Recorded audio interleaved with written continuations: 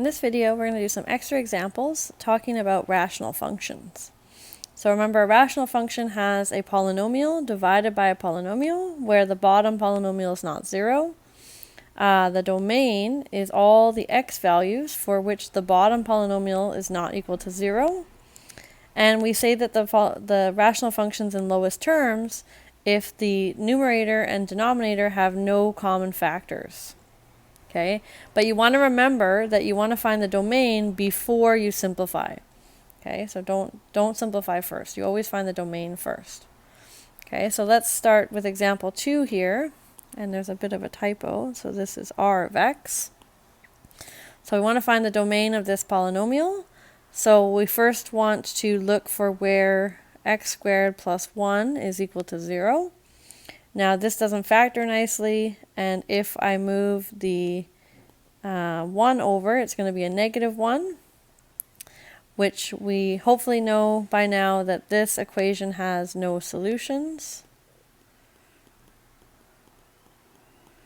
Because when you square something, you always get a positive number. Okay, but on this side we have a negative number. Now, if you don't see that, the next step you would do is to take the square root of both sides. So you would say that x is plus or minus the square root of negative 1. And we know that the square root of negative 1 does not exist. Okay, so you can't take the square root of a negative number. So that means that the bottom is never 0. So the domain is going to be all real numbers, or in interval notation, negative infinity to infinity. Okay, so here there's no x values that we cannot plug in. Okay, now for the simplifying, so r of x is x plus 1 over x squared plus 1. Okay, now we can't cancel the plus 1s. Okay, it has to be multiplying. We'd have to multiply everything on the top and everything on the bottom in order to cancel. So because we can't factor the bottom, there's nothing we can do here. So this rational function is already in lowest terms. Okay, so there's actually nothing to do there. No simplifying can be done. Okay, so in the next example, I'm just going to review here the graph for 1 over x squared. So it's like the 1 over x graph, except that it's all positive, because obviously when you square something, you're going to get a positive number. So the top is always positive and the bottom is always positive, so the y values are going to be always positive. So we want to do a transformation of that graph. Okay, so this, because of this square here, this is a transformation of the graph of 1 over x squared. Okay, so we start with that graph. Okay, so we remember that it has the vertical asymptote at x equals 0, the horizontal asymptote at y equals 0, because the degree of the top is 0 and the degree of the bottom is 2. So the degree of the top is less than the degree of the bottom, so we get the horizontal asymptote. And then our graph, here we have a few points. Okay, initially looks like that. And over here we have sort of the same points. Okay, so that's our initial graph. Okay, now this is what we want to start closest to the x. So we're going to do the plus 1 first. So the next graph we're going to draw is 1 over x plus 1 all squared. So this is a horizontal shift. Okay, because it's plus 1, that's like minus negative 1. So it's going to be 1 unit to the left. Okay, now it shifts the asymptotes as well. So the asymptote at x equals 0 is now going to be at x equals 1. Okay, the horizontal asymptote is the same. And then the points all shift. So we subtract 1. Subtract 1 from each x value. Okay, so let's maybe color. So this point here was at 1, 1. So I subtract 1 from the x, so now it's going to be at 0, 1. Okay, this point up here was at 1/2 and 4. So if I subtract 1, it's now going to be at negative 1/2 and 4. Okay, so I just moved it over.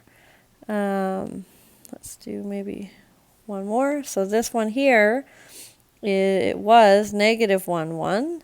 So now if I subtract 1, it's going to be at negative 2, 1. Okay, and the graph looks the same as it did. Just been moved over. Oops. Moved over to the left by 1. Okay, so it's going to look like that. Okay, and now we do the plus 2. Okay, so now I have this graph that I just have. Okay, 1 over x plus 1 all squared. But now I'm going to add 2 to that graph. So because the add 2 is on the outside of the function, this is going to be a vertical shift up 2 units. Okay, so it's up because it's positive. So what we do is we just add 2 to the y values. Okay, now this also shifts the asymptote. Okay, so the horizontal one, or the vertical one, sorry, stays at x equals 1. Negative 1, sorry.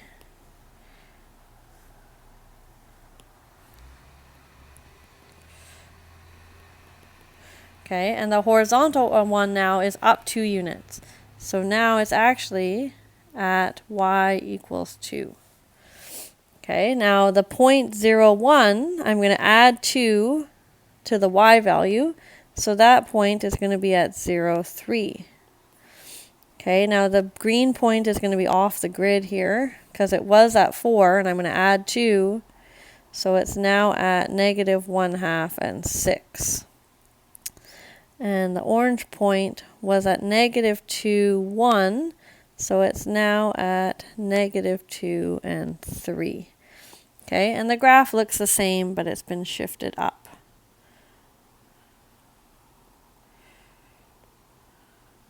I should draw this asymptote a bit higher now because I have that point up there. Okay, so that's what our transformed graph would look like for this function. Okay, so transformations work the exact same way with this new graph added to our library. Okay, so here we want to find all the holes and the vertical asymptotes. So vertical asymptotes are when the bottom is 0 and the top is not 0. So what we want to do is factor. So the top doesn't factor. There's no common terms. But the bottom, I want two numbers that multiply to give negative 6 and add to give negative 1. So that's negative 3 and positive 2. So that factors as x minus 3 times x plus 2. Okay, so there's no common factors, so this is the simplified form. Okay, so there's nothing to cancel here. So that means that where the bottom is 0, okay, so the domain is going to be x not equal to 3 and x not equal to negative 2, because those values make the denominator to be 0. Okay, both of these are going to be vertical asymptotes. Okay, so both x equals 3 and x equals negative 2 are vertical asymptotes in the graph of r of x here. Because there's no canceling. So they're either, when they're not in the domain, they're either wholes or asymptotes, vertical asymptotes. But because they don't cancel out, so the simplified version, they're still a problem, then they're vertical asymptotes. Okay, so let's try another one here.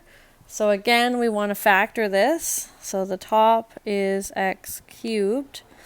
The bottom is x squared minus 9 squared. So it's a difference of squares. Okay, so that's going to be x squared plus 9 times x squared minus 9. And then x squared minus 9 is also a difference of squares. And x squared plus 9 doesn't factor. So we're going to have x plus 3 times x minus 3. So that's factored form. Again, nothing cancels. So this is also simplified.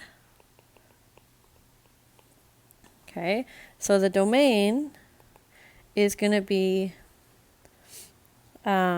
x not equal to plus or minus 3 because we want to solve x squared plus 9 times x plus 3 times x minus 3 equals to 0, which gives x squared plus 9 equals to 0, or x plus 3 equals to 0, or x minus 3 equals to 0. This one has no solutions. Okay, this one is x equals negative 3. This one is x equals 3. Okay, so those are the ones that we have to throw out of our domain. Because they don't cancel out, they're both vertical asymptotes. Okay, so we have vertical asymptotes of x equals 3 and x equals minus 3, okay, and no wholes. Okay, what I should say up here also, no wholes. Okay, so wholes happen when the canceling happens, so that only happened in part C. So we don't have any wholes, just vertical asymptotes. Okay. So now I think the last thing we want to talk about is horizontal asymptotes. Okay, so let's look at part B here. So it also wants vertical asymptotes, if there are any. So we'd want to try and factor. So on the top, I would want two numbers that multiply to give 3 times 1, so 3, but add to give 1. Okay, there's nothing that does that. So it doesn't factor nicely, at least. Okay, so not into integers. The bottom I can pull out a 2, and then I have x squared minus 4, which does factor nicely into integers. So it's going to be 2 times x plus 2 times x minus 2. In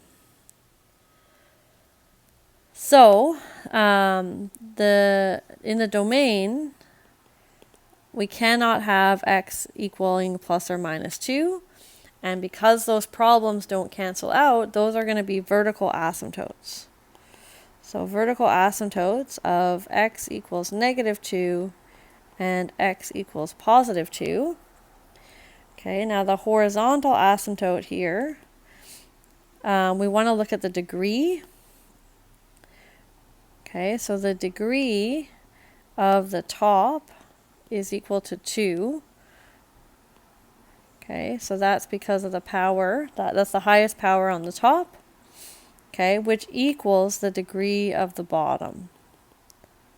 Okay, so that's also 2 because of the degree on the bottom. Okay, so the highest power of x. So because they're equal, the horizontal asymptote is at their coefficient. So it's going to be the coefficient of the top divided by the coefficient of the bottom. So we're going to have a horizontal asymptote at 3 over 2, y equals 3 over 2, or y equals 1.5. Okay, let's try another one. So t of x here, the bottom can factor as x minus 3 times x plus 3.